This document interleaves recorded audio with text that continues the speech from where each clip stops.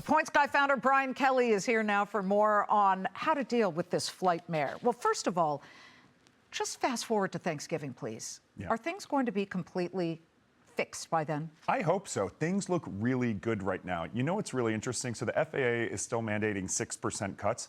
The airlines are only cutting 4%, and no major cancellations have been posted for this weekend. So there's intense lobbying going on behind the scenes. The airlines are saying, come on, the shutdown's over.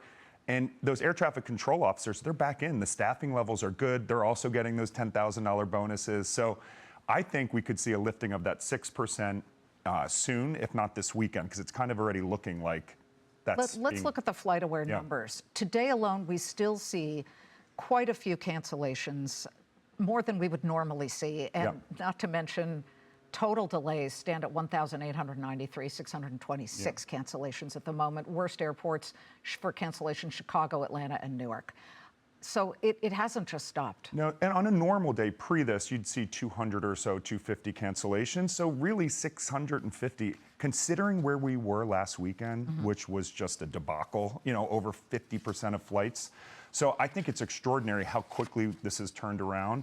But, you know, I still recommend to people the lessons learned here. You've got to stay ahead of the game. The airlines, many people impacted by this, they never got emails or texts. You've got to be on the offense. So if you're traveling, you got to get the airline app and keep checking it, right? Because if you wait till you get the email that might be stuck in your spam inbox, all the seats on any other flights are gone because the airlines actually aren't rebooking people. So what about the chance of a refund?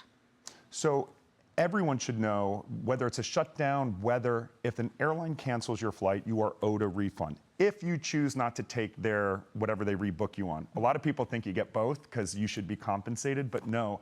In America, there is no passenger bill of rights. Like in Europe, if your flights are delayed or canceled, you get a couple €100. We don't have that. So really all you're owed is a refund, and the same as if your flight's delayed 3 hours or more domestically.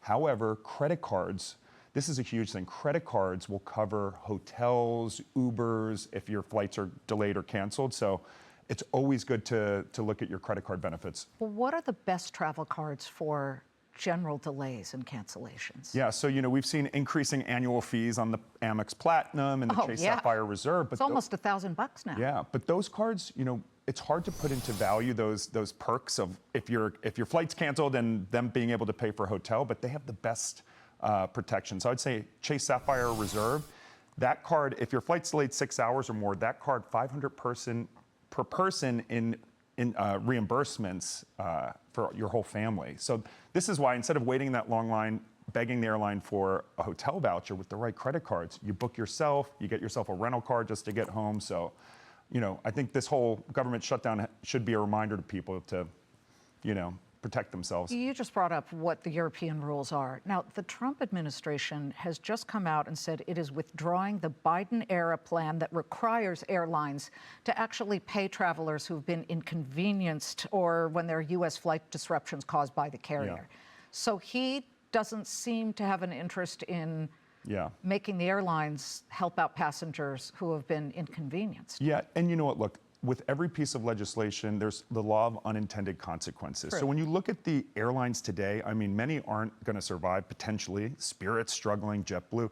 The airline industries, when you look at the stock market and the tech companies, they're not that profitable. So what would happen is, especially if we force airlines to start giving everyone $500 when a flight's canceled, fares are going to go up. There would be a lot of negative things that happen. So as much as I want consumer protections that are sensical, I'm not shocked that he's not going to, put these huge, expenses onto the airline industries. But at least people should know the DOT rules when you can get a refund. You still have, what, 22 credit cards? 28. 28. And a near-perfect credit score. And a near-perfect credit score. What are the cards that people should just ditch that are not helpful? I mean, I would say most of the no annual fee cards, store credit cards, especially the shopping season, Amazon card is decent if you shop a lot at Amazon, but any retail card, they really just don't have the rewards these days.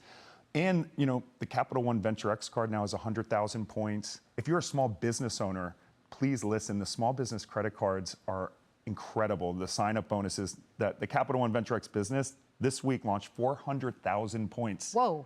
And those points you can transfer to airlines to fly first class. So It is a bonanza out there. And I would just tell people, a lot of people look at the annual fee and say, no, that's not for me. But those cards with the high annual fees have tons of perks. So don't just assume that no annual fee cards are the way to go. It's great to see you, Brian. Thanks for having Happy me. holidays. You too. You seem so calm, and there's so many people who are jacked up and nervous because of their flights. You got to be optimistic. It's a mentality. Thanks so much. Hey, Sean Hannity here. Hey, click here to subscribe to Fox News YouTube page and catch our hottest interviews and most compelling analysis. You will not get it anywhere else.